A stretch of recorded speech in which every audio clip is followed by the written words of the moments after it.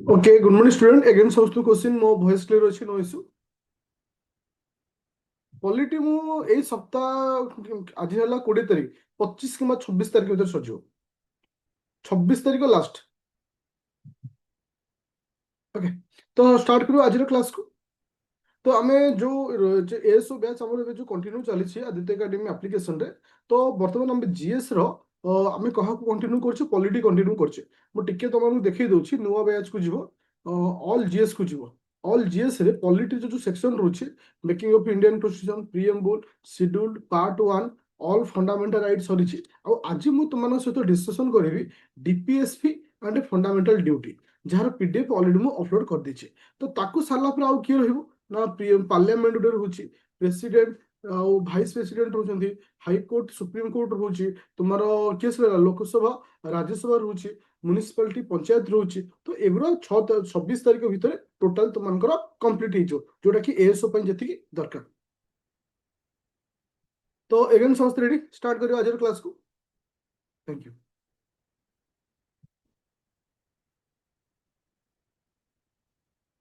ଆଚ୍ଛା ଆଜିର କ୍ଲାସର ପିଡିଏଫ୍ ସମସ୍ତଙ୍କୁ ଶୋ ହଉଛି। ଆଜିର କ୍ଲାସର ପିଡିଏଫ୍ ସମସ୍ତଙ୍କୁ ଶୋ ହଉଛି। ଏଗେନ୍ କ୍ୱେଶ୍ଚିନ୍ ଟୁ ଏଭ୍ରିୱାନ୍ ଆଜିର କ୍ଲାସର ପିଡିଏଫ୍ ସମସ୍ତଙ୍କୁ ଶୋ ହଉଛି। Thank you. ଓକେ तो ऑलरेडी आम लास्ट क्लास रे डिस्कशन करथिले काहाकू ना फंडामेंटल राइट को डिस्कशन करथिले। सेही फंडामेंटल राइट रे मु तमनु कहिथिले जे बेसिक डिफरेंट फंडामेंटल राइट आउ डीपीएसपी भितर डिफरेंट कौन रहउछि ना फंडामेंटल राइट टा सब बेले जोटा कि हमर 100% दरकार ताको हम कहू फंडामेंटल राइट किंतु जोटा कि हमर दरकार बट वर्तमान न होई कि फ्यूचर रे हेले चलिबो ताको हम कहा अंडर रखिथौ डीपीएसपी अंडर रखिथौ जहा को हम कहथौ directive principle of state policy जोटा कि हमें कोठा को आनिचे इरिस कॉन्स्टिट्यूशन आनिचे कोठा आनिचे बिले एटा इरिस कॉन्स्टिट्यूशन रेटा आसीचे।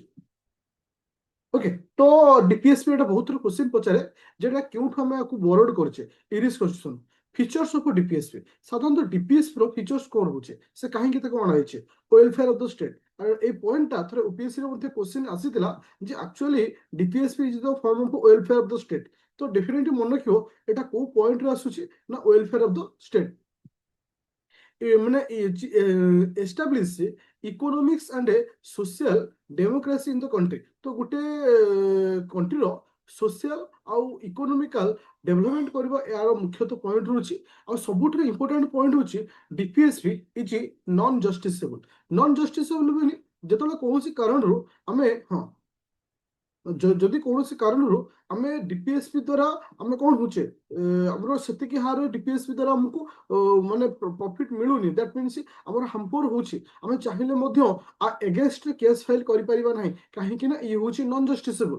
ତ ଏଇ ପଏଣ୍ଟ ଅଫ ଭ୍ୟୁରେ ଯଦି ମୁଁ ତମକୁ କୁହେ ଫଣ୍ଡାମେଣ୍ଟାଲ ଡ୍ୟୁଟିଟା ତୁମ ସରି ଫଣ୍ଡାମେଣ୍ଟାଲ ରାଇଟ୍ ଆଗ କହୁଛି କୁହ ଫଣ୍ଡାମେଣ୍ଟାଲ ରାଇଟ୍ ଜଷ୍ଟିସେବଲ ନା non justiciable fundamental right fundamental right टा जस्टिसेबल ना नॉन जस्टिसेबल जस्टिसेबल किंतु फंडामेंटल ड्यूटी टा जस्टिसेबल ना नॉन जस्टिसेबल फंडामेंटल ड्यूटी होची नॉन जस्टिसेबल फंडामेंटल राइट टा होची justiciable but fundamental duty non justiciable. Okay एबे किछि इंपोर्टेंट आर्टिकल विषय डिस्कशन करिवा जोटा कि डीपीएसपी सहित रिलेटेड रहउची जेमति कि तुमनकर आर्टिकल 38 रो अप टू आर्टिकल 51 कहा विषय कहउची ना डीपीएसपी विषय कहउची का विषय कहउची डीपीएसपी विषय कहउची किसी इंपोर्टेंट आर्टिकल अच्छी से आर्टिकल को हमको मन रखार अच्छी ओनली तो माने एई आर्टिकल को लेकिन ही एग्जाम रे क्वेश्चन आसे गोटे होची आर्टिकल 39 सबटा इंपोर्टेंट आर्टिकल देखो आर्टिकल 39 रो डेफिनेशन टा 89 खाली कहि दोची equal pay for equal work मन रखियो इक्वल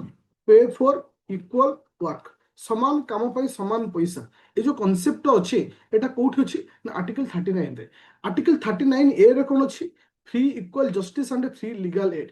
तुम जानिथिबो जेतेबेले कोनसी कारणरू तुमको केस होउची तुम अगेंस्ट रे तुम पे सरकारी वकील विरुद्ध रहउछन तुम पे लड़िया पाई तो एठी कह जाउची free equal justice and free legal aid. तो ये दीटा पॉइंट बहुत इंपोर्टेंट गोटे बहुत थोड़ा क्वेश्चन भी आसीची जे तुमनकर equal pay for equal work पई केउ आर्टिकल रहउची आर्टिकल 39 सपोज मु तुमको गोटे क्वेश्चन कहले गोटे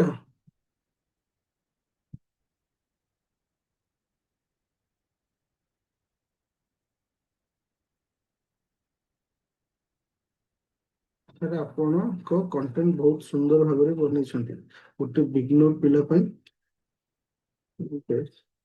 ବେଷ୍ଟ ଥ୍ୟାଙ୍କ ୟୁ ସାର୍। ହଁ, ତ ଦେଖ ମୁଁ ତମମାନଙ୍କୁ ଯୋଉ ଯୋଉ ଜିନିଷ ଦିଆଯାଉଛି ପୁରା ଜିଷ୍ଟ ପଏଣ୍ଟ ଦିଆଯାଉଛି ଆଉ ବ୍ରିଫ ମଧ୍ୟ ରଖାଯାଉଛି ଯୋଉଟା କି ଗୋଟେ ପିଲା ପାଇଁ ସଫିସିଏଣ୍ଟ ରହିବ।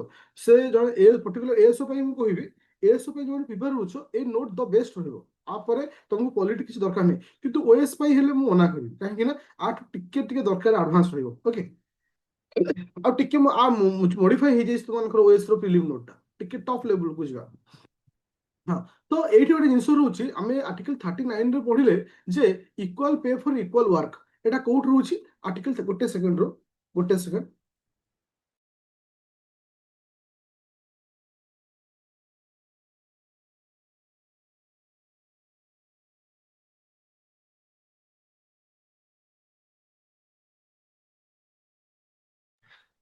ଆଚ୍ଛା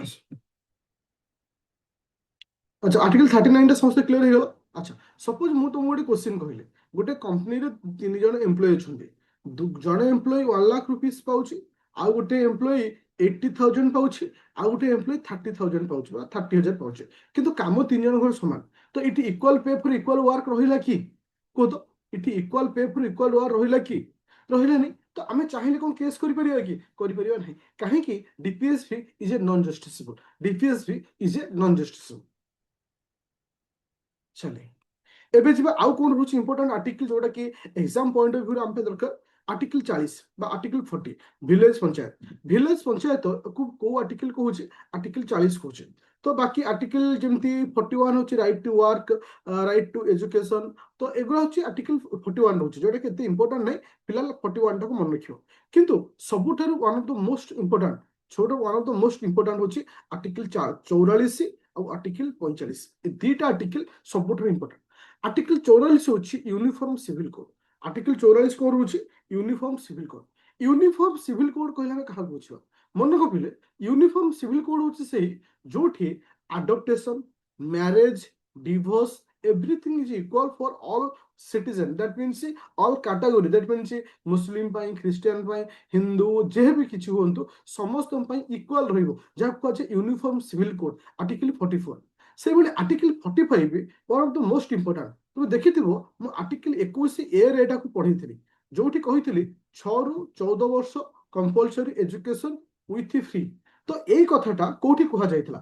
ଆର୍ଟିକଲ 45 ରେ କୁହାଯାଇଥିଲା। In the starting of the ସମ୍ବିଧାନ ବା କନଷ୍ଟିଟ୍ୟୁସନ ଯେତେବେଳେ ଆରମ୍ଭ ହେଇଥିଲା ସେତେବେଳେ କୁହାଯାଇଥିଲା ଯେ ଏଠି କୁହାଯାଇଛି ଦ ମାନେ compulsory education to children below the age of 6 year, ମାନେ 6 ବର୍ଷ ଠାରୁ ସମସ୍ତ ପିଲାମାନଙ୍କୁ କମ୍ପଲସରୀ ଏଜୁକେସନ ବିଷୟରେ କୁହାଯାଇଛି। କିନ୍ତୁ ଗୋଟେ କଥା ମାର୍କ କରିଛ, ଏଠି କାହିଁକି ପ୍ରଥମେ ଡିପିଏସପି ରେ ରଖାଗଲା, ତାପରେ ଫଣ୍ଡାମେଣ୍ଟାଲ ରାଇଟ୍ କୁ ନିଆଗଲା? ଦେଖ, ଯେତେବେଳେ 1947 ମସିହାରେ ଆମ ଦେଶ ସ୍ୱାଧୀନ ହେଲା, ସେ ସମୟରେ ଭାରତ ବର୍ଷର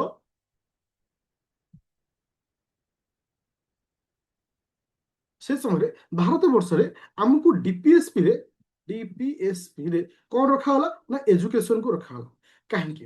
ସେତେବେଳେ ଆମ ଓଡ଼ିଶା ହଉ, ଅଦର ଷ୍ଟେଟ୍ ମାନେ ହୁଅନ୍ତୁ, ଏମାନେ ଏଜୁକେସନକୁ ନେଇକିରି ଇନଫ୍ରାଷ୍ଟ୍ରକ୍ଚର ସେତିକି ଡେଭଲପ ନଥିଲା। ଯଦି ଷ୍ଟାର୍ଟିଂରେ ଆମେ ଆକୁ ରଖିଥାନ୍ତେ କୋଉଥିରେ ନା ଫଣ୍ଡାମେଣ୍ଟାଲ ରାଇଟ୍। ଫଣ୍ଡାମେଣ୍ଟାଲ ରାଇଟ୍ ରଖିଲା ମାନେ ଆମର ପ୍ରଥମ କର୍ତ୍ତବ୍ୟ ହେଉଛି ସେ ପିଲାକୁ ଏଜୁକେସନ ପ୍ରୋଭାଇଡ କରିବା ଦରକାର। ଆମ କତିରେ ତ ଟିଚର ନାହାନ୍ତି, ଆମ କତିରେ ଇନଫ୍ରାଷ୍ଟ୍ରକ୍ଚର ନାହିଁ, ଆମ କତିରେ school college everything is not available, ତ ଆମେ କେମିତି ଏଜୁକେସନ ପ୍ରୋଭାଇଡ କରିବା? ତ ସେଥିପାଇଁ very beginning of the constitution ଆମେ ଆକୁ କୋଉଥିରେ ରଖିଥିଲେ ନା ଡିପିଏସପି ରଖିଥିଲେ।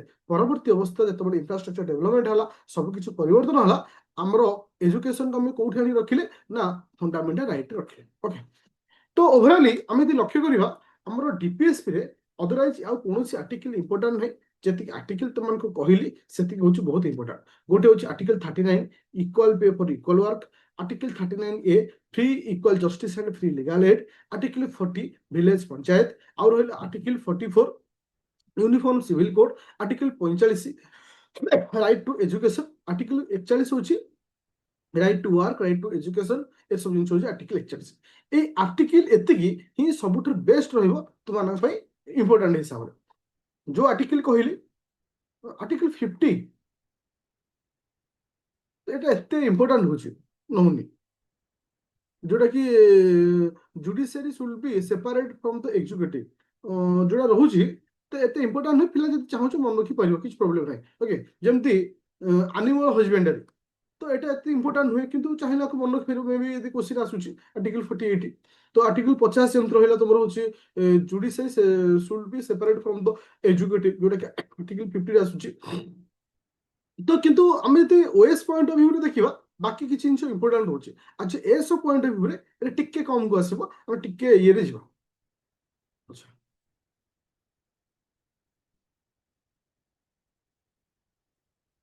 তারপরে আসলা কোন যে জিনিস মু তোমাকে কহিলি ঠিক আর্টিকল 39 যে সেই জিনিস এলাবোরেট করা হয়েছে বর্তমান one of the most important second topic is fundamental duty দেখ যেমতি ফন্ডামেন্টাল রাইট র কাম হচ্ছে কনস্টিट्यूशन ଆମକୁ ଦେଇଛି ଆମ ଅଧିକାର ତ ଆମର କିଛି ଡ୍ୟୁଟି ରହୁଛି ଆମର ଡ୍ୟୁଟି ରହୁଛି ଯୋଉଟା କି ଆମ ଦେଶକୁ ଆମ ସମ୍ବିଧାନକୁ ଆମର ସୋସାଇଟିକୁ ଦେବା ପାଇଁ ସେଭଳି ଫଣ୍ଡାମେଣ୍ଟାଲ ଡ୍ୟୁଟି ବିଷୟରେ ଆମେ ଆଜି ଡିସ୍କସନ କରିବା ସର୍ବପ୍ରଥମେ ଏ ଡ୍ୟୁଟି ଆମେ ଆଣିଛେ କୋଉଠି ୟୁଏସଏସଆର ଯାହାକୁ ଆମେ ରଷିଆ କହୁଛେ ଏଠୁ ଆମେ ଆଣିଛେ କଣ ଓଏ ମନେ ରଖ ଯଦି ମୁଁ ତମକୁ ଏଇଠି ଗୋଟେ କ୍ୱେଶ୍ଚିନ୍ ପଚାରୁଛି fundamental duty is justiciable yes or no fundamental duty is justiciable yes or no no it is not a justiciable okay तो एबे क्वेश्चन आसला सर्वप्रथमे फंडामेंटल ड्यूटी विषय किए आइडिया देते सर्वप्रथमे फंडामेंटल ड्यूटी विषय आइडिया कहाँ आसला मन रखो सोरन सिंह कमिटी रिकमेंडेशन कैसे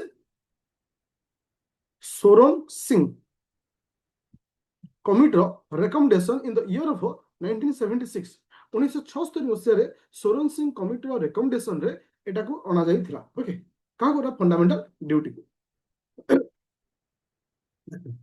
तो जितेबाला सोरन सिंह कमिटी रेकमेंडेशन है तो सेतबले आमर स्टार्टिंग रु कौन थिला ना 8टी फंडामेंटल ड्यूटी को ऐड करिया को कहिथिले कि सोरन सिंह कमिटी किंतु आमे 10टी फंडामेंटल ड्यूटी ऐड कर देखो जेबे फंडामेंटल ड्यूटी दुई थर ऐड हिची सब प्रथमे आमे 10टी फंडामेंटल ड्यूटी के ऐड करथिले केबे 90 तोर होची 96 मतलब 42 constitutional amendment act 1996 42 constitutional amendment act in the year of 1976 add कले किंतु आको रखिले कोठी ना पार्ट आईवी रे रखिले पार्ट आईवी रे रखिले किंतु परवर्ती स्टेप रे सेकंड फंडामेंटल स्टेप रे हम 11 तम बा 11th फंडामेंटल ड्यूटी को ऐड कले केबे ना 86th अमेंडमेंट एक्ट 2002 रे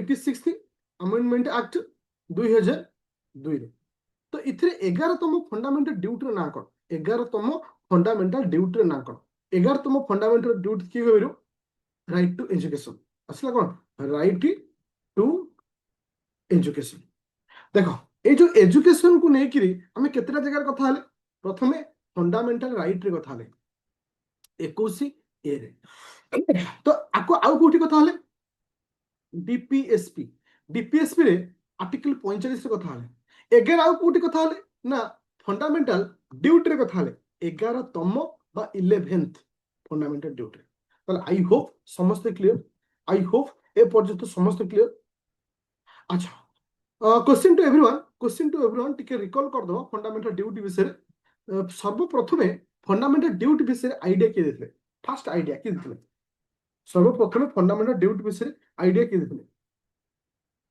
सोरन सिंह कमिटी कैसे सोरन सिंह अच्छा सर्वप्रथमे आमे फंडामेंटल ड्यूटी जो ऐड कले 10टा फंडामेंटल ड्यूटी केउ constitutional amendment act 42 constitutional amendment act in the year of 1976 11th fundamental duty के ऐड कले 11th फंडामेंटल ड्यूटी के ऐड कले 86th constitutional amendment act in the year of 2002 I hope समस्त clear no issue no doubt everything is clear